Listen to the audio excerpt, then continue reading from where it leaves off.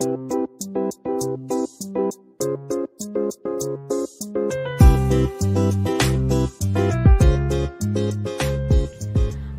কেকটা একটু খুব ভালো হতে চলেছে, তার কারণ আজকে বার্থডে কেক বানাবো। তো কি কি নিয়েছি দেখুন, এখানে 1 কাপ চিনি নিয়েছি। আমি এই মাপে কেকটা করি, কিন্তু খেতে খুব সুন্দর হয়। আর এর মধ্যে রয়েছে এই কাপেরই 1.5 কাপ ময়দা আর 3টে ডিম। আর এখানে একটু বেশি আজকে ড্রাই ফ্রুটস আর এই টুটি ফ্রুটি নিয়েছি কেকে দেব বলে। আর কেকটা কিন্তু আজকে ওপরটা একটুখানি ক্রিম দিয়ে ডেকোরেট করব, অল্প ডেকোরেশন করব। দেখতে থাকুন, সঙ্গে থাকুন। প্রথমে মিক্সিং জারের মধ্যে আমি আগে চিনিটা গুঁড়ো করে নিচ্ছি। আর এই যে এই কাপটা, এই কাপের 1/2 কাপ দেবো বাটার, দিতে পারেন পুরোটা, অথবা রিফাইন্ড অয়েল আর বাটারে মিশিয়ে দিতে পারেন, কিংবা রিফাইন্ড অয়েল, যেটা আপনাদের ইচ্ছা হবে সেটাই দিতে পারেন। চিনি গুঁড়ো করে এনেছি দেখুন। আর এর মধ্যে দিয়ে দিচ্ছি এই 1/2 কাপ রিফাইন্ড অয়েল। আর এবার একটা একটা করে ডিম ফেটিয়ে ভেঙে একটা একটা করে ডিম ভেঙে এর মধ্যে দিয়ে দেবো।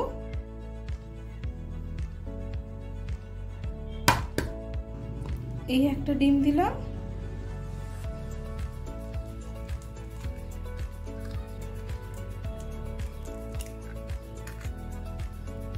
এবার এই 3টেকে দিয়ে একবারে ভালোভাবে ঘুরিয়ে নেব।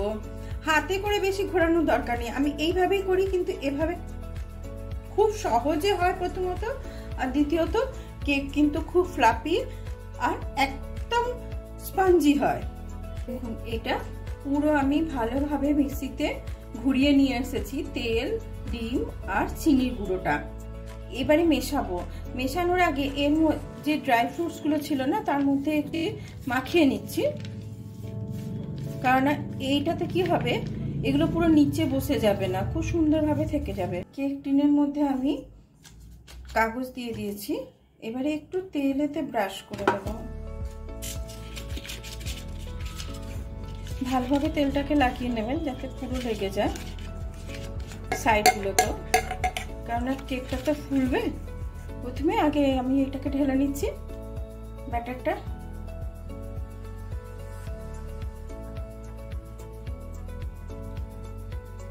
এই যে ময়দাটা রেখেছিলাম, এই ময়দাটা দেবো, আর 1 চামচ পুরো ভরে বেকিং পাউডার দেবো।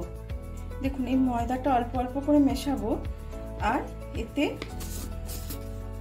টিস্পুনের মাপে 1 টিস্পুন আমি বেকিং পাউডার দিয়ে দিলাম।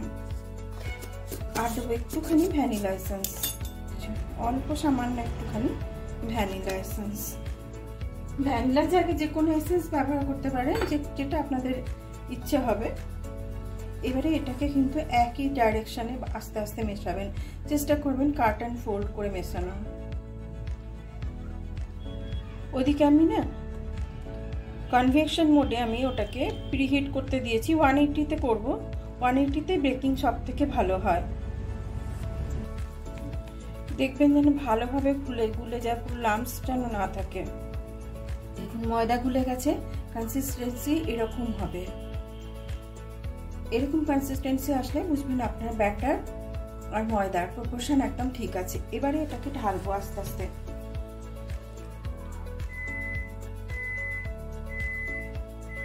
প্রিহিট হয়ে গেছে, পিপ দিচ্ছে। অর্ধেকটা ঢাললাম এই জন্য যে এই ড্রাই ফ্রুটসটা এবার দেবো।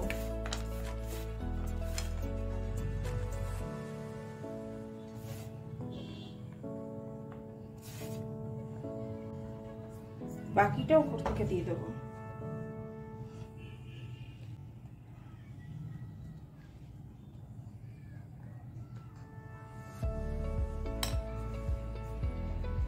এবার বাকি যেটুকু আছে সেটাও ছড়িয়ে দিচ্ছি।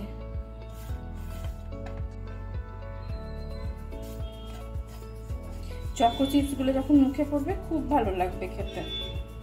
আর চকো চিপস ভালো লাগে না এরকম বাচ্চা বোধহয় নেই। এবার এটা একটু জাস্ট একটু ট্যাপ করে নিচ্ছি যাতে এয়ার বাবলস না থাকে, এয়ার বাবলস থাকলে বেরিয়ে যাবে। আপনারা কিন্তু নরমাল কড়াইও বেক করতে পারেন।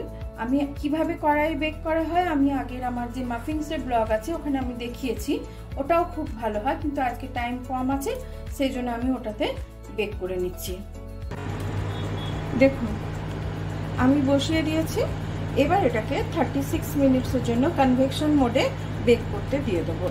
এটা প্রিহিট হয়ে গেছে এখন। এটা তাহলে বেকিং হোক, তারপরে আমি 36 মিনিটস পরে এসে এটা ঠান্ডা হওয়ার পর দেখাচ্ছি যে এটা কীরকম হলো। ওদিকে কেকটা বেক হতে হতে আমি এখানে বাটিতে আমুলের ফেস ক্রিম নিয়ে নিচ্ছি। আপনারা যে কোনো ক্রিম ব্যবহার করতে পারেন এখানে। আর এটাকে খুব ভালোভাবে কিন্তু ফেটিয়ে নেব। এই দেখুন কেক বেক হয়ে গেছে আর সফট আর একদম স্পঞ্জি হয়েছে, খুব সুন্দর বেকিং হয়েছে। আচ্ছা, এদিকে একটা গ্লাসের মধ্যে পাইপিং ব্যাগে আর যে নজলটা রেখে দিয়েছি, দিয়ে তাতে ওই যে ফ্যাটানো ক্রিমটা নিয়ে নিয়েছি। কেকের এই ক্রিমটা ফেটাতে কিন্তু আজকে আমার মেয়ে আমাকে খুব হেল্প করেছে। খুব সহজে একটা দারুণ সুন্দর ডিজাইন আমি এর মধ্যে বানাবো। আমার মনে হয় এটাই বোধহয় পৃথিবীর সব থেকে সহজ ডিজাইন।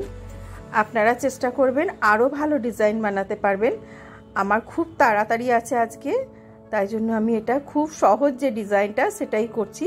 আর খুব বেশি ক্রিম আমার হাজব্যান্ড একদমই ভালোবাসে না, আর যেহেতু তার বার্থডের কেক, সেই জন্য তার পছন্দ অনুযায়ী সমস্ত কেকটাই করেছি।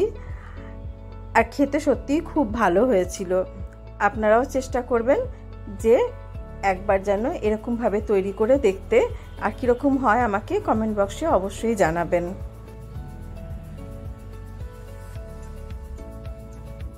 এইভাবে আমি একটা খুব সাধারণ একটা ডিজাইন করেছি কেকের ওপরে।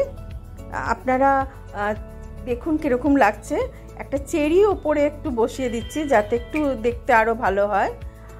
আর আমাকে অবশ্যই জানাবেন যেন এই যে পুরো কেকটা এরকমই হবে দেখতে, খুব ভালো লাগছিল দেখতে।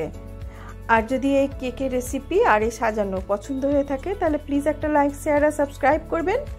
আর যে সমস্ত দর্শক বন্ধু আমার এই রেসিপি ফেসবুক পেজ থেকে দেখছেন তারা প্লিজ ফলো করবেন। খুব সহজে বাড়িতে এরকম একটা কেক বানিয়ে নিতে পারবেন।